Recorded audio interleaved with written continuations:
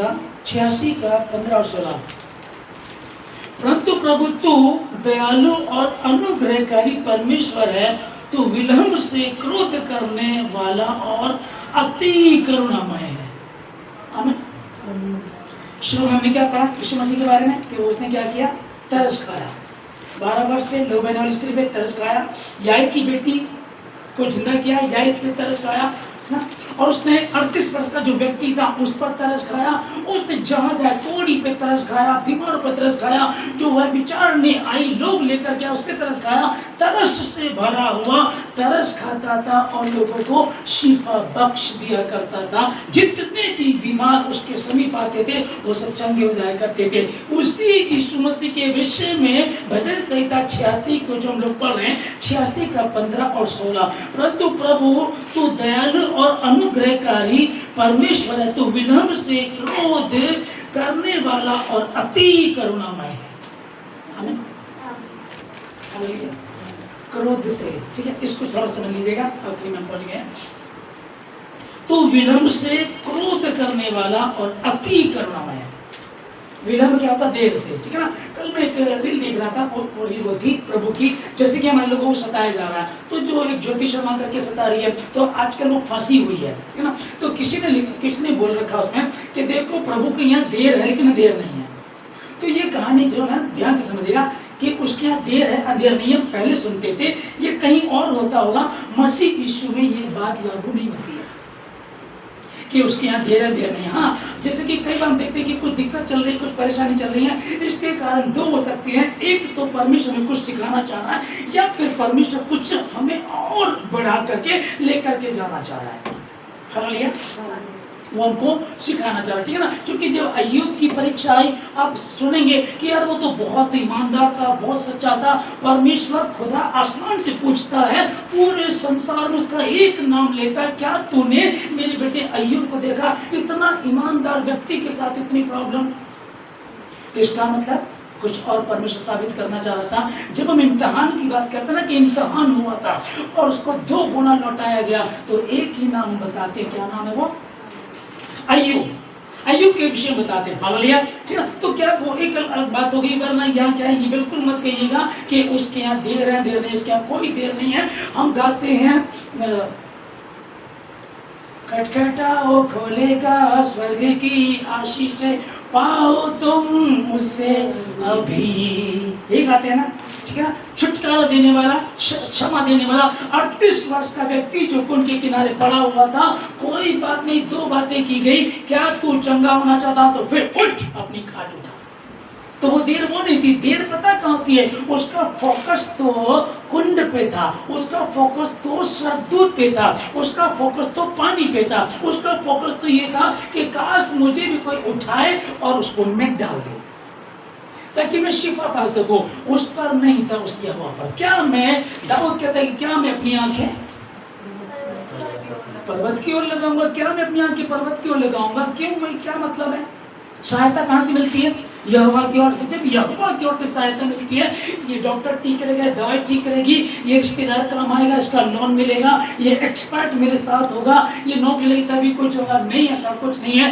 अगर परमेश्वर मेरे पक्ष में तो मेरा विरोधी कौन हो सकता है। और जब परमेश्वर हमारे पक्ष में है तो किसी बड़ी वस्तु की गति हो नहीं सकती। और ये 16 में जो लिखा है, मेरी और फिर कर मुझ पर अनुग्रह कर, अपने दास को तू शक्ति दे और अपनी दासी के पुत्र का उद्धार कर।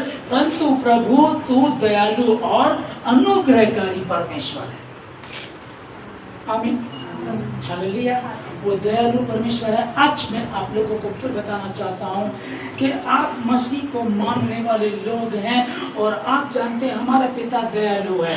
अब संसार के लिए, संसार का वो खुदा है, ईश्वर है, ओके, संसार के लिए वो ईश्वर है, खुदा है। लेकिन मुझे और आपको क्या कहा उसने, तो हमें, मुझे और आपको उसने हमको पुत्र और पुत्री होने का अधिकार दिया है। तो तरस का क्या मतलब है यहाँ? हाँ, उड़ाऊ पुत्र जब लौट कर के आया, उसके पिता ने उसको देखा और दौड़ करके गया। पुत्र बोलने लगा, बातें करने लगा, मैंने ये किया, मैंने वो किया। बाप ने कहा इतना बड़ा नहीं हो गया, चुप रहो। कोई बात नहीं थी, वहाँ कोई बात नहीं हुई, और उसको ले जाया गया और फिर सब कुछ उसको दिया गया। जूती लाओ, कपड़े लाओ, अंगूठी लाओ, उसको तैयार करो, पला हुआ बछड़ा लेकर आओ, लंच तैयार करो, पूरे गांव में कह दो, ऐलान कर दो कि बेटा लौट आया है। हालेलुया।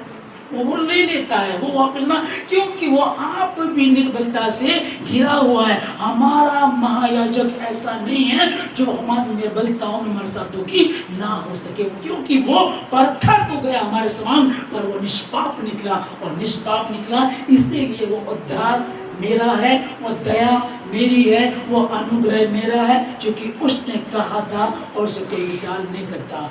यीशु ने उन पर तरस खाया। आज आप क्या कहेंगे? आप चाहते हैं आप पर तरस खाया जाए, या फिर आप उसकी संतान हैं, बाप का सब कुछ ही आपका है, जो बाप का वो बच्चे का है। हालेलुया। तो तरस की आवश्यकता नहीं है, तो भी कहीं कुछ कमजोरी है, कहीं कुछ कमजोरी है कि पुत्र चला गया था, गलती कर गई, गलती कर गया, कुछ गुनाह कर दिया, तो भी चिंता ना करें। तो भी चिंता ना करें और कहें परमेश्वर मेरे जीवन से तेरी महिमा हो, मेरे जीवन से तेरी महिमा हो, तेरे वचन को आदर मिले। तू चाहे आशीष दे चाहे ना दे, तू ही मेरा परमेश्वर है, मैं तेरा हूँ, तू मेरा है, हमारा ये रिश्ता है। और आप ऐसा कहेंगे तो ऐसा हो ही नहीं सकता कि वो आपको आशीषित ना करे। मैं यीशु मसीह के नाम से आप लोगों को आशीष देता हूं। आज का ये वचन आपने सुना, ये था उस भीड़ के लिए, ये था याईर गैर था, याईर गैर था, याईर पर तरस खाया। उस 12 वर्ष से लहू बहने वाली स्त्री थी, वो गैर थी, पैसे पे उसको भरोसा था, खत्म हो गया, तरस खाया, अब कुछ नहीं हो सकता। वो कोड़ी, वो अलग समाज से बिल्कुल बाहर चले गए, वहां रह रहे हैं, तड़प रहे हैं, रो रहे हैं, झूठन खा रहे हैं, वही कूड़े के ढेर में रह रहे हैं, कोई कुछ देखने वाला नहीं है, कोई उनके पास को जा नहीं सकता। कोई अगर वो सुनते थे कोई पास को जा रहा है तो उनको चिल्लाना पड़ेगा ताकि वो कोड़ी के पास ना सके, उससे दूर हो सके। ये उनके लिए था।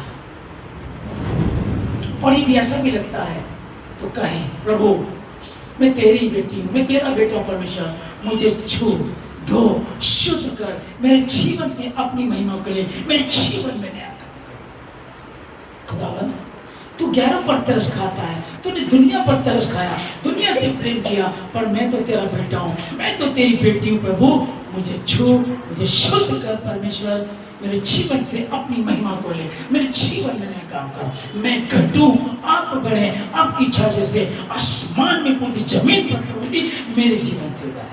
खुदावन एक एक आशीष देता हूँ ईश्वर के नाम।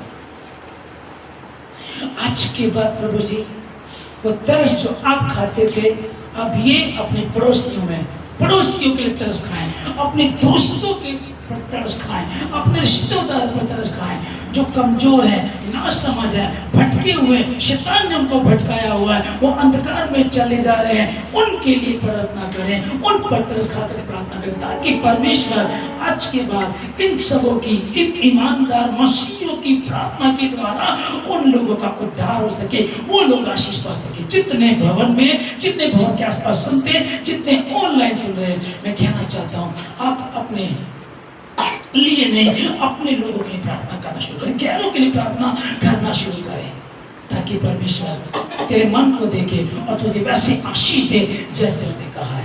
यीशु मसीह के नाम में आप लोगों को आशीष देता हूं। हर बंधन टूटे, हर अंधकार की शक्ति जो जहन में है, हम समझें कि मैं खून खरीदा हूं, मैं रूह से जन्मी हूं, मैं जगत की ज्योति हूं, नमक हूं पृथ्वी का, कोई श्राप मेरा हिस्सा नहीं, कोई बीमारी मेरा हिस्सा नहीं, मुझ में यीशु रहता है, शैतान का कोई वास नहीं है। बीमारी, दर्द, परेशानी ये अंधकार के काम है, ये ज्योति के काम नहीं है।